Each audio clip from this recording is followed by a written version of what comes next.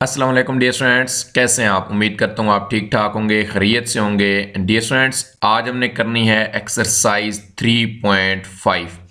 Dear students, ये exercise long question के point of view से बड़ी इंपॉर्टेंट एक्सरसाइज है।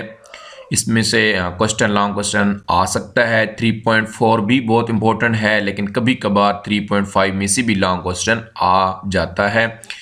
तो डियर स्टूडेंट, इसके क्वेश्चन करने से पहले पहले इसके कंसेप्ट को समझ लेते हैं, यानी कि जो जॉइंट वेरिएशन को समझ लेते हैं, क्योंकि उसका यहाँ पे किरदार बड़ा अहम है, क्योंकि सभी क्वेश्चन में वो इस्तेमाल होना है। तो पहले उसको समझ लेते हैं वो क्या चीज़ है। तो डियर स्टूडेंट, ये आपको जॉइंट वेरिएशन की तारीफ जो डिफिनेशन वो आपको स्क्रीन पे नज़र आ रही होगी। तो डियर स्टूडेंट, कहता क्या है, अ कम्बिनेशन ऑफ डायरेक्ट, ये आपकी बुक में भी इसी तरह ही लिखी हुई है डिफिनेशन, कि यानी कि एक कम्बिनेशन है, मजमूआ है डायरेक्ट एंड इनवर्स वेरिएशन का, यानी जिसमें डायरेक्ट भी हो इनवर्स भी हो, ऑफ वन और मोर देन वन, यानी कि एक भी हो सकता है वेरिएबल और एक से ज़्यादा भी वेरिएबल हो सकते हैं। फॉर्म जॉइंट वेरिएशन, इसको हम कहते हैं जॉइंट वेरिएशन, यानी कि ऐसा कोई वेरिएशन हो जिसमें एक से ज़्यादा डायरेक्ट और इनवर्स वेरिएशन हो, उसको हम कहते हैं जॉइंट वेरिएशन। तो सबसे पहले डियर स्टूडेंट, इसकी पहली पॉसिबिलिटी क्या है कि टू डायरेक्ट वेरिएशन, यानी कि दो कुछ चीज़ें हैं और वो डायरेक्ट वेरिएशन में दोनों। तो इसको हम मिसाल के ज़रिए समझते हैं कैसे होगी। अब फ़र्ज़ करते हैं डियर स्टूडेंट्स के यहाँ पे y जो है वो डायरेक्ट वेरिएशन के साथ है x के साथ, और उसी टाइम y डायरेक्ट वेरिएशन किसके साथ भी है, z के साथ भी है। तो अब हम इसको ऐसे भी लिख सकते हैं जॉइंट करके कि y डायरेक्टली प्रोपोर्शनल, यानी कि डायरेक्ट वेरिएशन किसके साथ, x और z के साथ। और उसके बाद अब इसको जॉइंट वेरिएशन की कांस्टेंट जिस तरह लिखेंगे, यानी कि इक्वल का साइन डाल के k, x और z।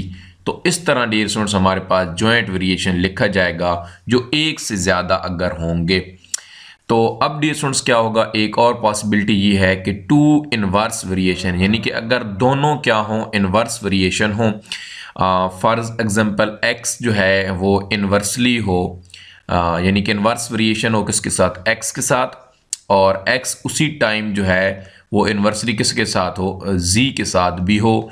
तो तब हम इसको कैसे लिखेंगे, अब हम इसको ऐसे भी लिख सकते हैं कि वेरिएशन का ये साइन डायरेक्टली प्रोपोर्शनल का साइन डालेंगे, उसके बाद 1/x भी आ जाएगा और z भी आ जाएगा, दोनों चीज़ें आ जाएंगी। अब हम इसको ऐसे भी लिख सकते हैं कि y इक्वल टू, यहाँ पे k लिख लेते हैं, k और डिवाइड बाई x और z आ जाएगा।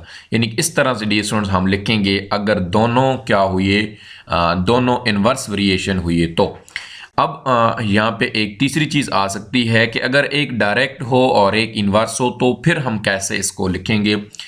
तो अब डियर स्टूडेंट इसको हम ऐसे लिखेंगे कि फॉर एग्जांपल आप लोगों ने शायद कूलम का कानून पढ़ा हो, उसमें कैसे होता है कि फोर्स जो होती है वो डायरेक्टली होती है किसके साथ, सॉरी यहाँ पे m1 नहीं है बल्कि q1 है। तो मैं यहाँ पे इसको मिटा देता हूँ, यानी कि यहाँ पे हम अगर इसको लिखें q1 और साथ में क्या आ जाएगा q2, यानी इनके साथ जो इसका वेरिएशन है वो डायरेक्ट है, और जो इसके पास दरमियान में डिस्टेंस होता है r, यानी कि r² के साथ ये जो डिस्टेंस होता है इसका, ये इसका इन्वर्स होता है। तो अब हम इसको जॉइंट वेरिएशन में कैसे लिख सकते हैं, हम इसको ऐसे लिख सकते हैं कि ऊपर लिखेंगे q1 q2 divide by r²।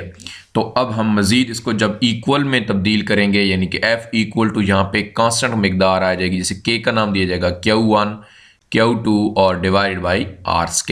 यानी कि इस तरह से हम इसको जॉइंट वेरिएशन को लिखेंगे अगर हमारे पास एक आ जाता है डायरेक्ट आ जाता है और एक क्या आ जाता है, इनवर्स आ जाता है।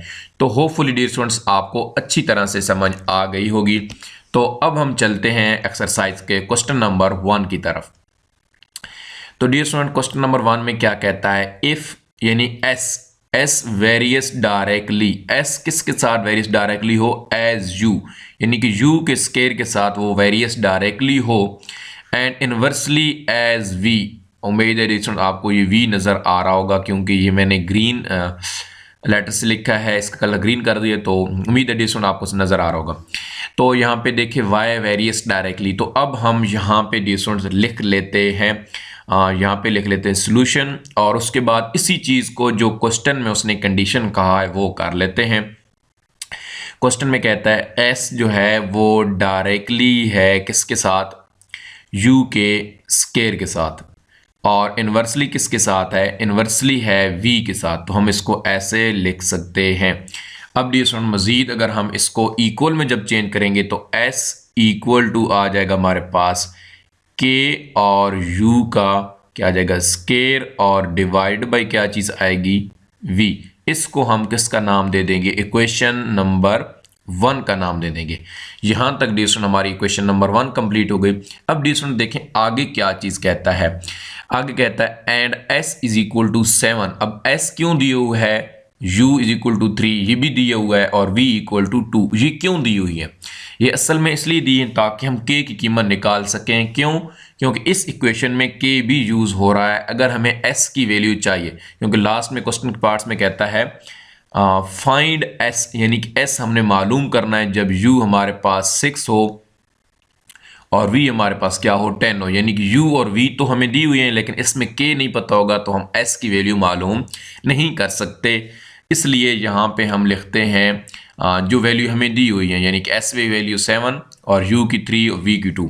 तो यहाँ पे लिख लेते हैं put s equal to 7, u equal to 3 और v equal to 2 in equation 1। यानी कि इक्वेशन नंबर 1 में इनकी वैल्यू हम क्या कर लेते हैं, पुट कर लेते हैं। तो डियर स्टूडेंट ये हमारे पास इक्वेशन नंबर 1 है, इसी में पुट कर लेते हैं। तो s हमारे पास क्या है 7 इक्वल टू क्या आ जाएगा k और u का स्केयर, इट्स मीन क्या ऐसे आएगा 3 का स्केयर डिवाइडेड बाई यहाँ पे v है तो v की जगह क्या आ जाएगा यहाँ पे 2। तो अब डियर स्टूडेंट अगर मजीद हम इसको ऊपर करें तो अब ये 2 देखें, ये देखें क्या हो रहा है यहाँ पे डिवाइड हो रहा है, उस साइड भी जाके क्या हो जाएगा मल्टीप्लाई। तो अब इसको हम ऐसे लिखेंगे 7 मल्टीप्लाई बाई 2 डिवाइडेड बाई, अब 3 का स्केयर जो है वो इससे मल्टीप्लाई हो रहा है, इस साइड पे आके क्या हो जाएगा डिवाइड। तो 3 का स्केयर क्या होता है 9 इक्वल टू किसके आ जाएगा k, और 7 मल्टीप्लाई बाई 2 किसके इक्वल आता है, ये हमारे पास आ जाएगा 14 डिवाइड बाई 9 इक्वल टू किसके आ जाएगा k। यानी कि ये यहाँ पे हमने k की वैल्यू फाइंड कर लेनी है। तो यहाँ पे हमारे पास डियर स्टूडेंट्स k की वैल्यू फाइंड हो गई। अब डियर स्टूडेंट्स किसकी वैल्यू मालूम करनी है, अब s की मालूम करनी है। यानी कि ये जो हमें x दिया हुआ है इसकी वैल्यू हमने मालूम करनी है, इस x की वैल्यू। तो अब x की वैल्यू निकालने के लिए अब हम क्या करेंगे, अब इसी साइड पे मैं यहाँ पे एक लाइन लगा लेता हूँ और यहीं पे हम यहाँ पे लिख लेते हैं हम कौन सी वैल्यू k की वैल्यू हमारे पास दी हुई है। तो यहाँ पे लिखते हैं पुट k की वैल्यू क्या दी हुई है, k की वैल्यू हमारे पास निकली है 14/9। उसके बाद हमें ये u की कीमत क्यों दी हुई है, ताकि हम s की कीमत निकाल सकें और v की कीमत।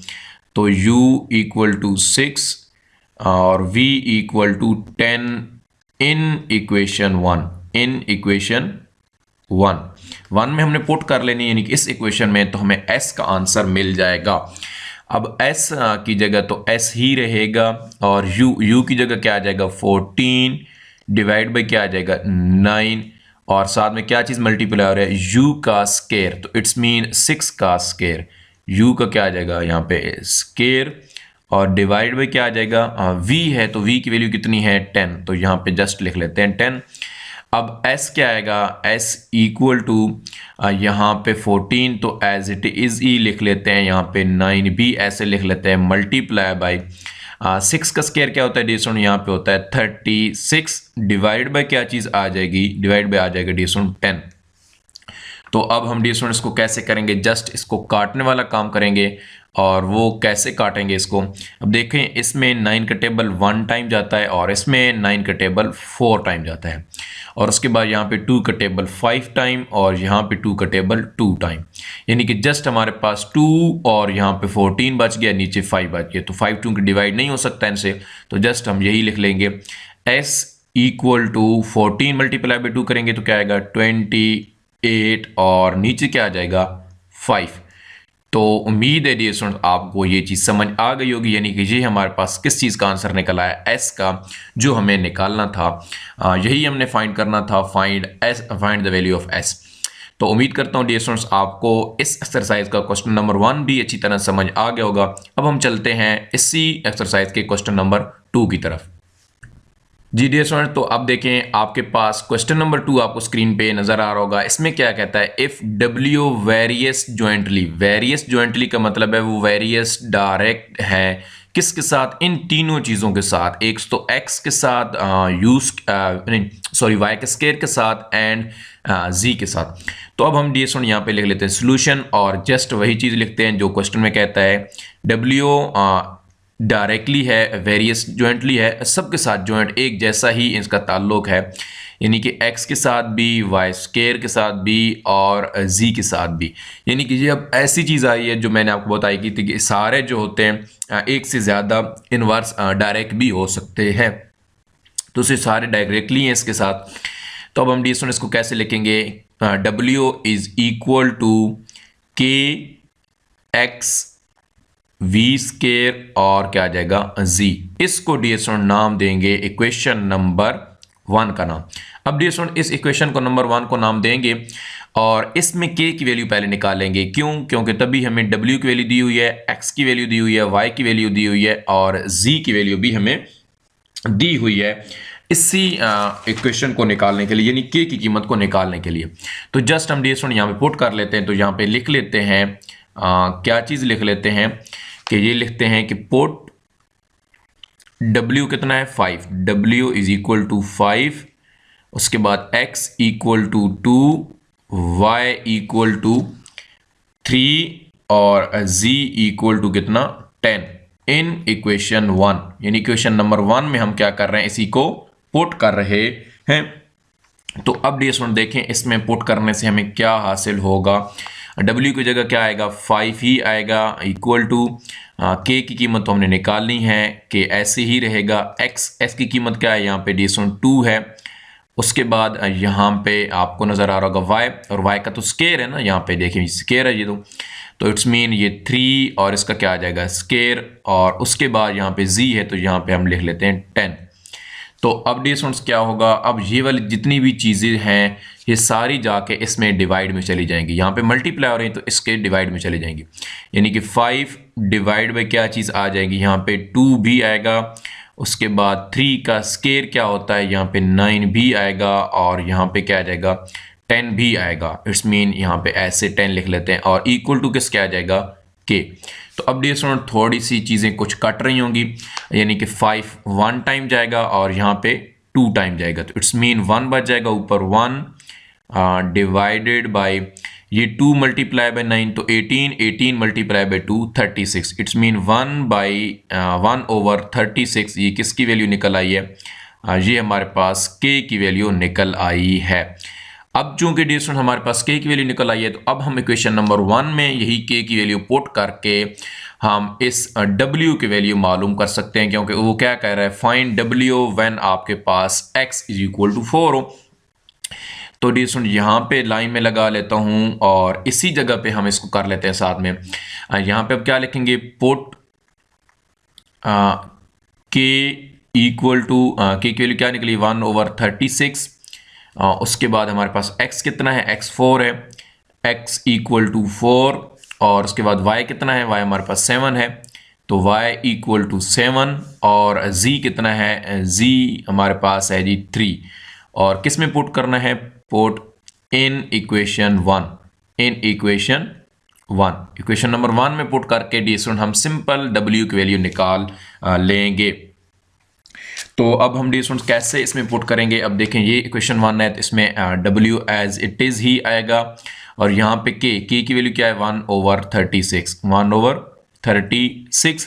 उसके बाद यहाँ पे x की वैल्यू डी तो इसमें x की वैल्यू पुट कर लेते हैं, कितनी आएगी 4, और उसके बाद यहाँ पे y का स्केयर आ रहा है ये के, तो यहाँ पे 7 का क्या आ जाएगा, यहाँ पे डी स्केयर आ जाएगा, और यहाँ पे क्या आ रहा है 3, तो यहाँ पे एज इट इज़ 3b लिख लेते हैं। अब नीचे देखें डियर स्टूडेंट्स तो कैसे आएगा, अब W इक्वल टू यहाँ पे 4 तो 4 ही आएगा, या यहाँ पे काट देते हैं, यानी कि ये 9 का टेबल जो है 4 का टेबल 9 टाइम जाएगा और इस पे जाएगा 1 टाइम। तो ऊपर क्या बचेगा, 7 का स्क्वायर कितना होता है 49 मल्टीप्लाई बाय यहाँ पे 3 भी आ रहा है तो 3 लिख लें। और अब हम ऊपर करेंगे तो यहाँ पे नीचे क्या बच रहा है, 9 भी बच रहा है तो 9 भी लिख लें। उसके बाद ये सुन W लिखें और ये 9 का टेबल 3 टाइम, यहाँ पे 3 का टेबल और यहाँ पे 1 टाइम, तो इट्स मीन 49 डिवाइड बाई 3, ये हमारे पास किस चीज़ का आंसर आ जाएगा डियर स्टूडेंट्स, ये हमारे पास W का आंसर आ जाएगा। और उम्मीद है डियर स्टूडेंट्स आपको क्वेश्चन नंबर 2 भी अच्छी तरह से समझ आ गया होगा। अब हम चलते हैं इसी एक्सरसाइज के क्वेश्चन नंबर 3 की तरफ। जी डियर स्टूडेंट, अब आपको क्वेश्चन नंबर 3 स्क्रीन पे नजर आ रहा होगा। इस क्वेश्चन नंबर 3 में क्या कहता है, इफ y यानी कि y वेरियस डायरेक्टली हो किस चीज के साथ, x के क्यूब के साथ, एंड इनवर्सली किसके साथ हो, z स्केयर के साथ, एंड t यानी इन दोनों चीज के साथ ये क्या है, इनवर्सली है।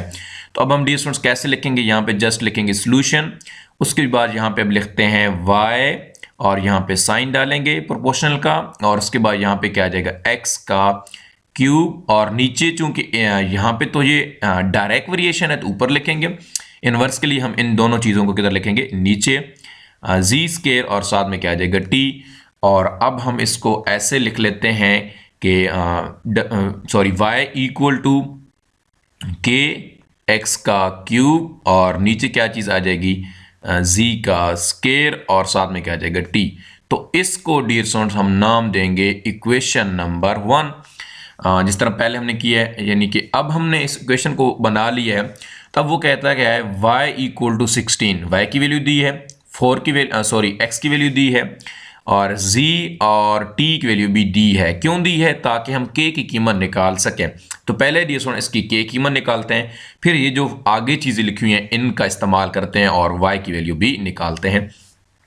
तो यहाँ पे डियर स्टूडेंट लिख लेते हैं पुट, क्या चीज़ पुट करने लगे हैं हम, y equal to 16, y equal to 16, x equal to 4, z equal to 2 और t इक्वल टू 3। किस में पुट करने लगे हैं, इन इक्वेशन 1, इन इक्वेशन 1 में हम पुट करने लगे। तो कोई मसला नहीं है, जस्ट पुट जो करना है तो पुट कर लेते हैं। y की वैल्यू, y की जगह क्या आ जाएगा 16, इस k की जगह तो कुछ भी नहीं आएगा क्योंकि इसकी कीमत निकालने चाह रहे हैं हम। x तो x का क्यूब है, इट्स मीन यहाँ पे 4 का क्या आ जाएगा, क्यूब आ जाएगा, और डिवाइड में क्या आएगा z का स्केयर, तो इट्स मीन 2 का क्या आ जाएगा, स्केयर आ जाएगा, और आगे आएगा t, तो t की वैल्यू कितनी है, t की वैल्यू यहाँ पे है 3। तो अब डियर स्टूडेंट्स हम क्या करेंगे, अब ये वाली जो चीज़ें हैं मल्टीप्लाई और तो उस डिवाइड में तो उस साइड पे चली जाएंगी, यानी कि 16 और साथ मल्टीप्लाई क्या हो जा रही, ये 2 का स्केयर कितना होता है 4, तो वो इस साइड पे ले जाएंगे, 3 भी होता है तो वो भी यहाँ पे इस साइड पे ले जाएंगे। और अब डिवाइड में क्या चीज़ आएगा 4 का क्यूब, तो यहाँ पे 4 का क्यूब होता कितना है डियर स्टूडेंट, ये होता है 64। 4 का क्यूब कितना होता है डियर स्टूडेंट, ये 64 होता है। तो अब हम इसको काटने वाला काम यानी कि करेंगे, कटिंग होगी, क्या चीज़ कटिंग होगी, तो यहाँ पे जस्ट देखें ये 16 का टेबल 1 टाइम और 16 का टेबल 4 टाइम, और अब इसी 4 को इस 4 के साथ कैंसिल कर देंगे, जस्ट हमारे पास डियर स्टूडेंट क्या बच जाएगा 3।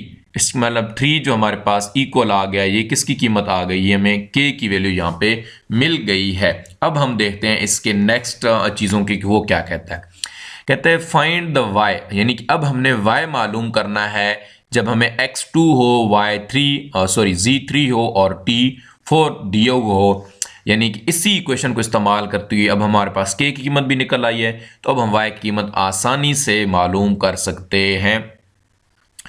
तो यहाँ पे मैंने लाइन लगा दी, उसके बाद ये स्टूडेंट्स अब यहाँ पे लिखते हैं क्या चीज़ लिखते हैं, put k equal to 3, k की वैल्यू 3 है, x equal to 2, z equal to 3 और उसके बाद जो t इक्वल है t इक्वल टू 4, और किस में पुट करते हैं, इन इक्वेशन 1।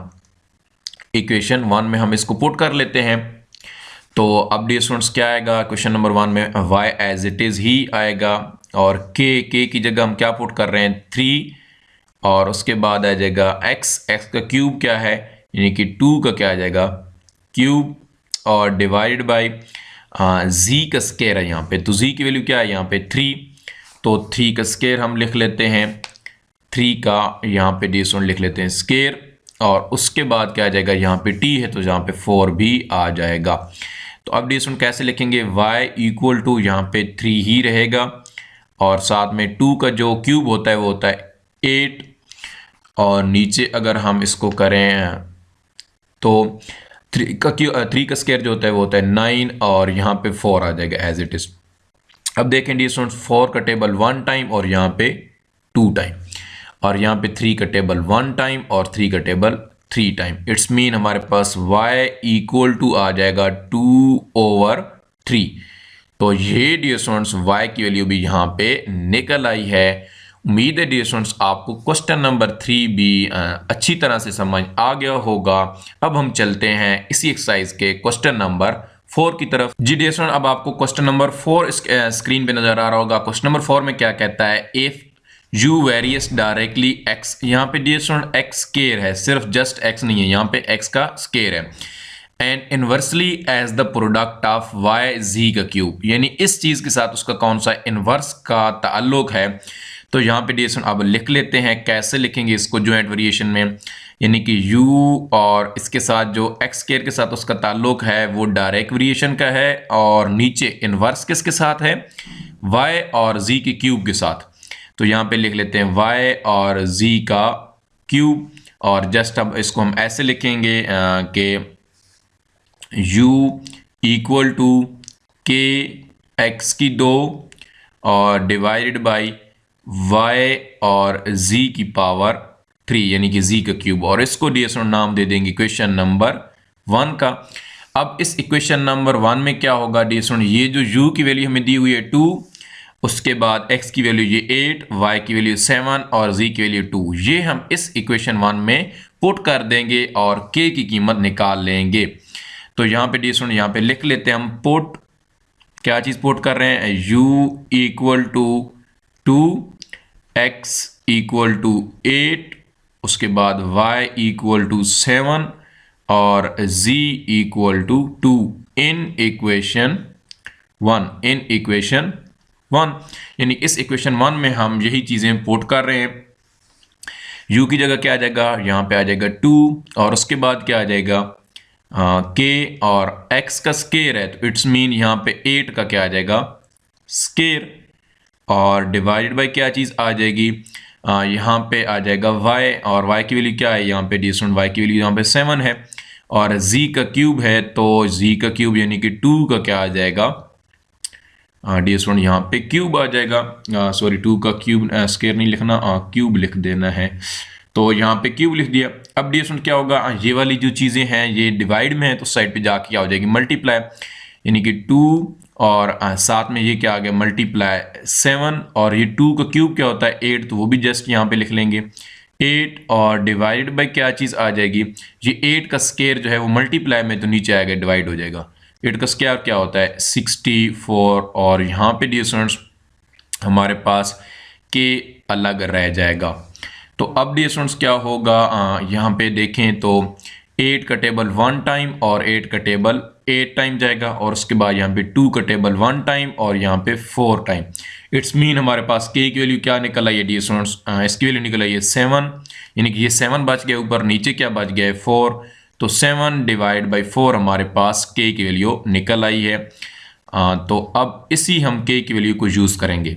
k की वैल्यू कितनी निकली है 7/4, तो यहाँ पे डियर स्टूडेंट्स इस जगह पे आ जाते हैं। अब वो क्या कहता है find the value of u, यानी कि हमने u की वैल्यू फाइंड करनी है जब x हमारे पास क्या गिवन हो 6, y 3 और z कितना हो 2। तो यहाँ पे डियर स्टूडेंट्स आप इसको लिख लेते हैं, इस साइड पे इधर लिख लेते हैं कि पुट क्या चीज़ पुट कर रहे हैं, k equal to 7/4, x equal to 6, y equal to 3 और z इक्वल टू 2, यानी कि ये चीज़ें पुट कर रहे हैं, किस में पुट कर रहे हैं इक्वेशन 1 में हम ये चीज़ें क्या कर रहे हैं पुट कर रहे हैं। तो इक्वेशन नंबर 1 को यहाँ पे जस्ट लिखते हैं u, और उसके बाद क्या आ जाएगा k, लेकिन k की कीमत कितनी है 7 क्या है 4, तो वो 7/4 लिख लेते हैं। उसके बाद x का स्केयर, तो x का स्केयर इट्स मीन क्या है 6 का यहाँ पे स्केयर, और नीचे दिए स्टूडेंट्स ऐसे हम लिख लेते हैं। उसके बाद यहाँ पे y भी आ रहा है, तो y की कीमत क्या है, y की वैल्यू 3 है, तो 3 पुट कर लेते हैं। और आगे z का क्यूब, इट्स मीन अगेन 2 का हमने क्या लेना है, क्यूब लेना है यहाँ पे। तो अब स्टूडेंट देखें तो क्या चीज़ आ जाएगा, u हमारे पास इक्वल आएगा, यहाँ पे 7 ही लिखें जस्ट, और 6 का स्क्वायर कितना होता है 36, और नीचे क्या चीज़ बनेगी 3 मल्टीप्लाई बाई 4 तो क्या आ जाएगा 12, और मल्टीप्लाई बाई 2 का क्यूब जो होता है वो होता है 8। तो अब डी स्टूडेंट्स क्या करेंगे, अब 12 का टेबल जो है वो 1 टाइम जाएगा इस पे, और इस पे जाएगा 3 टाइम। तो अब इसका मतलब है कि ये और चीज़ें तो कट नहीं सकती, तो 7 और 3 जो हैं वो मल्टीप्लाई हो जाएंगे। तो u इक्वल टू 21 और डिवाइड बाई क्या बच गया ये 8, तो इट्स मीन 21/8 डियर स्टूडेंट्स, इस u की वैल्यू हमारे पास निकल आई है। तो यहाँ पे डियर स्टूडेंट क्वेश्चन नंबर 4 भी एंड हो गया। उम्मीद है आपको ये भी समझ आ गया होगा। अब हम चलते हैं इसी एक्सरसाइज के क्वेश्चन नंबर 5 की तरफ। जी डियर स्टूडेंट, अब आपको क्वेश्चन नंबर 5 स्क्रीन पे नजर आ रहा होगा। If we varies directly as the product of, यानी कि x और y की क्यूब के साथ ये क्या हो, डायरेक्टली वेरियस डायरेक्टली कर रही हो, जबकि इन्वर्सली किसके साथ कर रही हो, z के स्केयर के साथ। तो पहले डियर स्टूडेंट अब इसके जॉइंट रिलेशन बना लेते हैं, वेरिएशन बनाते हैं, वो क्या होगा। तो यहाँ पे लिखेंगे डियर स्टूडेंट्स जस्ट क्या चीज़ आ जाएगी v, और उसके बाद यहाँ प्रोपोर्शन का साइन आ जाएगा, और यहाँ पे x और y का क्या आ जाएगा क्यूब, और नीचे क्या चीज़ डी स्टूडेंट आ जाएगी, नीचे z का स्केयर। तो अब हम इसको ऐसे लिखेंगे इक्वेशन बना के कि u नहीं, यहाँ पे जो है ये क्या है, ये v है। तो अब हम इसको ऐसे लिखेंगे v इक्वल टू k और x y का क्यूब, और डिवाइड बाय क्या चीज़ आ जाएगी z का स्केयर, और इसको डी स्टूडेंट किसका नाम देंगे, इक्वेशन नंबर 1 का नाम देंगे। तो अब नेक्स्ट जो चीज़ें कहता है, यानी कि v कितना हो 27 हो, x 7 y 6 और z 7, ये यहाँ तक, यानी कि यहाँ तक जो चीज़ें इसलिए दी गई ताकि हम k की कीमत निकाल सकें। तो यही चीज़ें अब पुट कर लेते हैं। तो यहाँ पे लिख भी देते हैं डी स्टूडेंट्स, क्या चीज़ें लिखते हैं कि पुट क्या चीज़ v equal to 27, x equal to 7, y equal to 6 और z equal to 7 in equation 1, यानी इक्वेशन नंबर 1 में इनकी कीमतें पुट कर देते हैं। तो यहाँ पे डी स्टूडेंट v आ रहा है, तो यहाँ पे क्या लिख देते हैं 27 लिख दिए यहाँ पे v की जगह। तो अब डी स्टूडेंट नेक्स्ट देख लेते हैं, यहाँ पे k है तो k ही रहने देते हैं। x की वैल्यू क्या पुट कर लेते हैं यहाँ पे 7, उसके बाद y तो 6 का क्या है स्केयर आ रहा है, सॉरी क्यूब आ रहा है, तो यहाँ पे 6 और इसका क्या ले लेते हैं क्यूब, और डिवाइडेड बाय क्या चीज़ आ रही है z, और z की 7 यानी कि z का स्केयर है, तो 7 का इट्स मीन क्या आ जाएगा स्केयर। तो अब डी स्टूडेंट्स क्या होगा, यही वाली चीज़ें पहले उस साइड पे ले जाते हैं तो काम आसान होते रहेंगे। यहाँ पे क्या आ जाएगा 27 और मल्टीप्लाई बाई 7 का स्केयर क्या होता है 49, और डिवाइड बाई क्या चीज़ आएगी, यहाँ पे आ जाएगा 7 और मल्टीप्लाई बाई 6 का क्यूब। तो 6 का क्यूब ले लेते हैं, 6 का क्यूब डी स्टूडेंट होगा 216 इक्वल टू किसके आ जाएगा यहाँ पे k। तो अब ऐसा करने के बाद डी स्टूडेंट हम क्या करेंगे, यहाँ पे हम ये देखें 7 का टेबल कितने टाइम जाता है 1 टाइम, और यहाँ पे कितने टाइम जाएगा 7 टाइम। और अगर हम यहाँ पे 9 का टेबल अब लेके जाते हैं यहाँ पे 27 पे, तो 27 पे 9 का टेबल 3 टाइम, और यहाँ पे 9 का टेबल जाएगा पहले 2 टाइम 18, 3 बचेगा और साथ में 6, तो इट्स मीन क्या आ जाएगा 4 टाइम। तो यहाँ पे 24 हो गया, और फिर 3 का टेबल जाएगा 1 टाइम और फिर जाएगा 8 टाइम, तो इट्स मीन 7 डिवाइड बाई 8। तो ये हमारा डी स्टूडेंट सिंपल आंसर है किसका 7 डिवाइड बाई 8 हमारे पास, यानी कीमत निकल आई है किस चीज़ की, k की कीमत निकल आई है 7 डिवाइड बाई 8। अब हमें इस k की कीमत को यूज़ करना है, और हमने v की वैल्यू भी निकालनी है। तो यहाँ पे डी स्टूडेंट अब लिख लेते हैं पुट क्या चीज़ पुट कर रहे हैं, k इक्वल टू 7/8 और यहाँ पे x भी गिवन हो तो x इक्वल टू 6 और y इक्वल टू 2 और z इक्वल टू 3। किस में पुट करेंगे जी, इन इक्वेशन 1, इक्वेशन नंबर 1 में हम पुट करेंगे, इस इक्वेशन में जो यहाँ पे हमारे पास बनी थी। तो जस्ट यहाँ पे ds लिख लेते हैं पहले v और उसके बाद वैल्यू लिखेंगे k की, और वो k की वैल्यू क्या है 7/8। 7/8 बार लिखने के बाद अब आगे x की कीमत है तो x की कीमत पुट कर लेते हैं।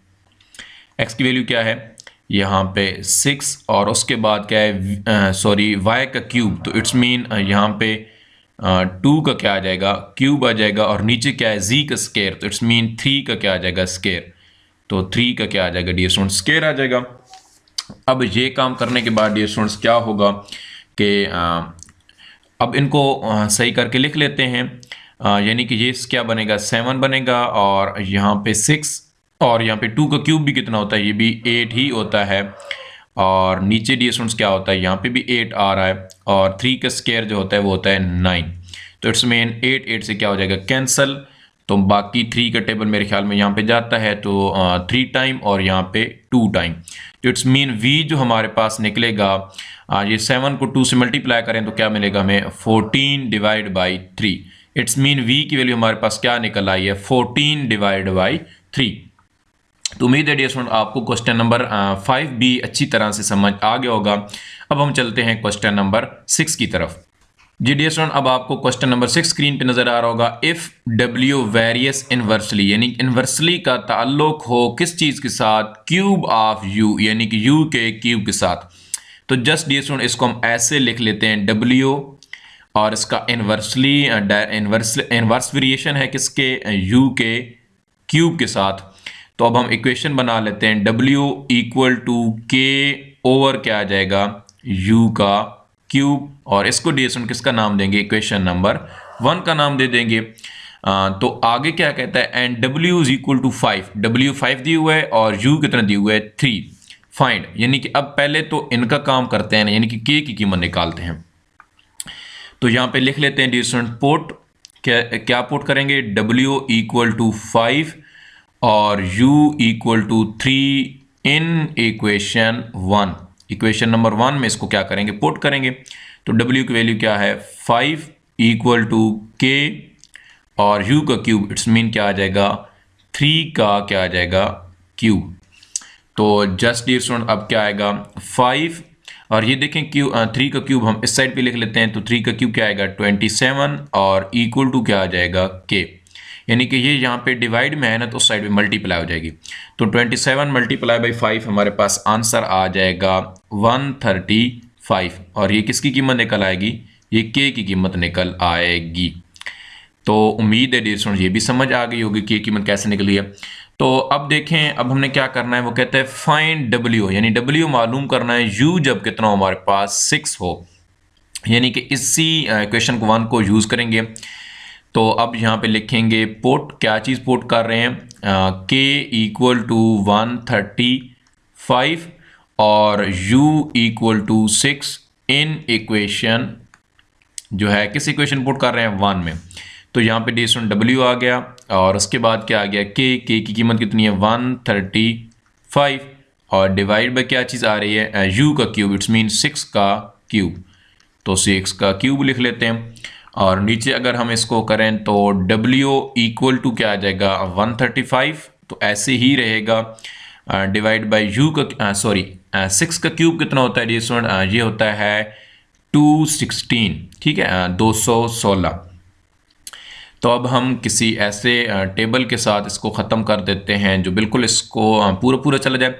तो मेरे ख्याल में इस पे 3 का पहले ले जाते हैं, अगर 3 के साथ इसको कैंसिल करते हैं तो तब भी ठीक है। 3 का टेबल यहाँ पे 4 टाइम जाएगा, 1 बचेगा और यानी कि 5 टाइम यानी कि 45 बनेगा, और यहाँ पे 7 टाइम जाएगा और यहाँ पे क्या आ जाएगा 2 टाइम आएगा। तो यहाँ पे यानी कि 45/72। अब 9 का टेबल ले जाएं डायरेक्ट, 9 का टेबल 5 टाइम और 9 का टेबल 8 टाइम, तो इट्स मीन w हमारे पास इक्वल आएगा 5 डिवाइड बाई 18, ये हमारे पास डियर स्टूडेंट डब्ल्यू की कीमत भी निकल आई है।